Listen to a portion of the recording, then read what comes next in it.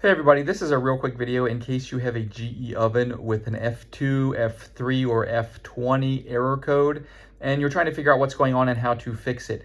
Now, in almost all situations, replacing the temperature sensor in the range oven will fix this issue. Basically, the F3 is a sensor error fault, and the F2 or F20 is an excessive temperature reading, which is almost always caused by also a malfunctioning temperature sensor.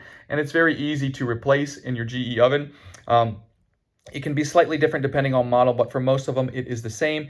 You just need to get the right temperature sensor. I'll go ahead and put a link in the description to a compatible, it's actually the official GE temperature sensor. It's about 20 bucks, a little more than 20 bucks with free shipping. You can get it, it's, and it's easy to do. All we need to do is we're obviously gonna unplug our oven, and in the front, we're gonna open the oven, and in the top, in the back, we're gonna see this sensor here, and we're just gonna remove these two either bolts or screws, whatever they are, depending on the model you have.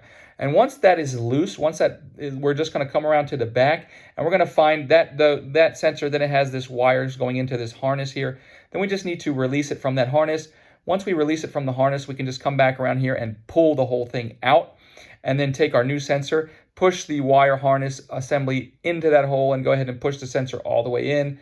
Come back around here, reconnect the harness, come back around here, put these bolts, tighten these bolts down, and that should get rid of your issue. You might get like a PF error when you turn the oven on. It's a power failure error. You just hit a cancel and you should be good to go. So if this video helped, if you'd leave me a like, I'd really appreciate it. Thanks a lot for watching. Have a great day.